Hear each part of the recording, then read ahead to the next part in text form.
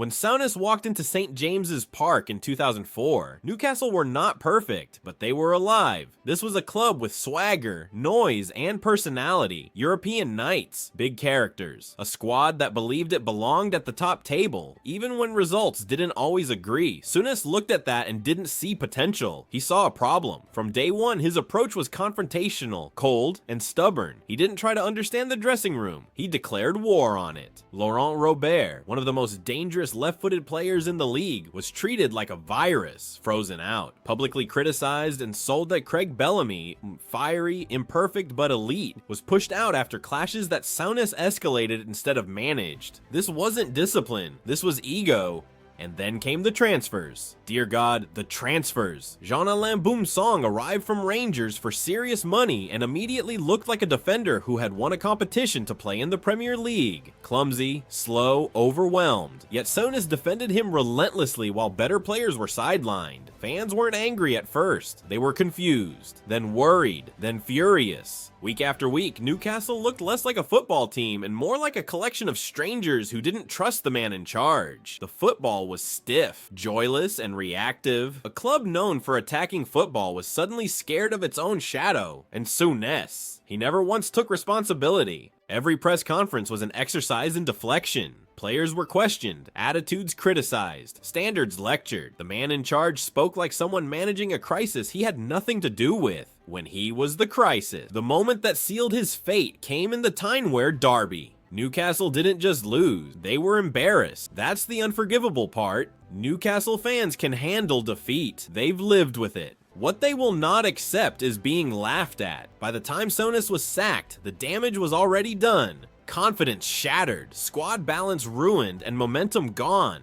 He didn't just leave Newcastle worse in the table, he left them worse as a football club. And that's why his name still gets booed. That's why there's no nostalgia, no softening with time.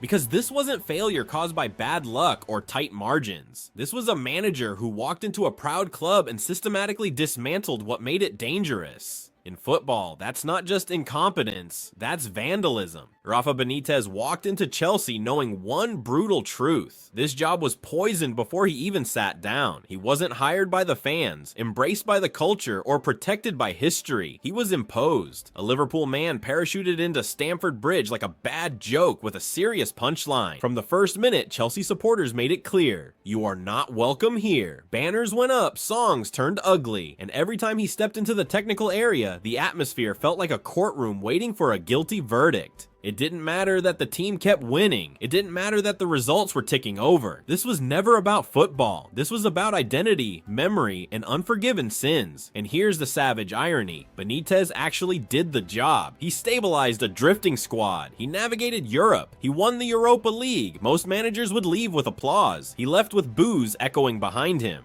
Why? Because Chelsea fans never saw him as their manager, or only as a temporary occupier, a reminder of rivals, a symbol of ownership decisions they despised. He didn't lose the dressing room, he didn't bottle finals, but he never won the crowd. And in English football, that failure outweighs silverware. Benitez didn't walk away defeated, he walked away rejected, and that makes his Chelsea chapter one of the strangest, coldest marriages the Premier League has ever seen. Andre Villas-Boas arrived in England talking like a revolutionary, and acting like a man who'd already earned his medals. He hadn't. At Chelsea, he didn't build authority. He tried to seize it. He froze out senior players who had won everything, not because they were finished, but because they challenged him. Lampard, Terry, Drogba, pillars of the club, suddenly treated like inconvenient relics. Results dipped, confidence collapsed, and the dressing room went cold. You could feel it. A young manager lecturing seasoned professionals, demanding obedience without trust. That never ends well in this league. Never. Tottenham was supposed to be redemption. Instead, it was repetition, same stubbornness, same refusal to adapt. That suicidal high line became a weekly invitation for humiliation, and fans saw it coming long before he did. Heavy defeats weren't accidents, they were warnings ignored. Villas-Boas didn't fail because his ideas were wrong. He failed because he believed ideas mattered more than people. In the Premier League, arrogance doesn't get patience, it gets exposed. Paul Jewell's Derby County didn't just lose football matches, they collapsed in public. From the opening weeks of the 2007-08 season, it was obvious this squad was out of its depth, but what followed went beyond struggle and into humiliation. 11 points. 11. That wasn't bad luck, injuries, or referees. That was a team mentally beaten by October, and a manager with no answers by September. Matches weren't contests, they were scheduled punishments. Heads dropped early, shoulders slumped permanently, and fans started counting defeats like a prison sentence. Jewel became the face of it because leadership is about resistance, and Derby showed none. There was no grit, no siege mentality, no sense of we'll go down fighting. Instead, there was acceptance. The most damning thing a crowd can sense. Premier League didn't just chew Derby up, it erased them, and Jewel stood helpless as it happened. That season still lives in infamy, not because Derby were weak, but because they looked like a club that had already given up. Football supporters never forgive surrender. Roy Hodgson didn't walk into Liverpool. He shrank into it. This was a club already wounded by ownership chaos and internal decay, and what they needed was authority, conviction, and backbone. What they got was a manager who spoke like he was grateful just to be there. The football was flat, slow, and timid, but worse than the results were the word. When Hodgson publicly suggested Liverpool were no longer among the elite, it landed like a slap. You don't lower expectations at a giant club. You fight them, even if they crush you in the process. To seasoned supporters, this wasn't just poor management, it was cultural surrender. Liverpool didn't lose matches under Hodgson, they lost their voice. Anfield sounded confused. The players looked directionless. The manager looked overwhelmed. He wasn't hated for trying and failing. He was resented for accepting decline as reality. At a club built on defiance, that is unforgivable. His reign didn't just end badly. It ended with relief, the kind you feel when a bad chapter is finally over and the bleeding stops. Frank de Boer arrived at Crystal Palace armed with theory, ideology, and absolutely no respect for reality. This was not a club crying out for a tactical philosopher. Palace needed survival football. Ugly, sharp, ruthless. What they got instead was a manager trying to turn a relegation scrap into a coaching seminar.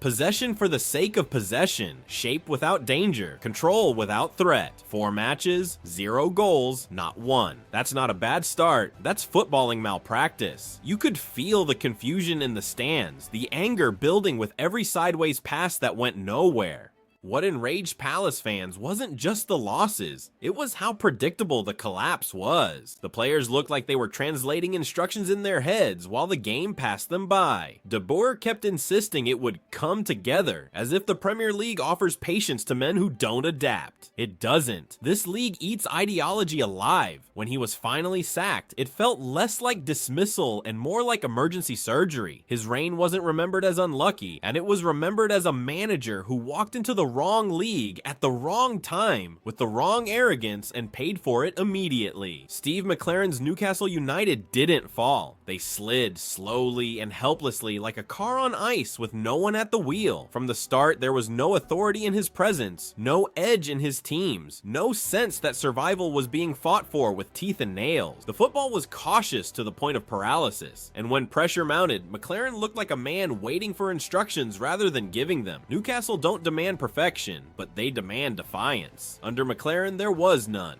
Then came the image that sealed his legacy. Rain pouring down, relegation looming, and the manager standing on the touchline holding an umbrella. Detached, passive, almost symbolic. It wasn't about the umbrella itself. It was about what it represented. Shelter, not battle. Protection, not confrontation. When Newcastle went down, fans didn't rage. They sighed, and that's worse, because anger means hope once existed. McLaren's reign drained it away quietly, leaving behind relegation and a sense that nobody had truly fought to prevent it.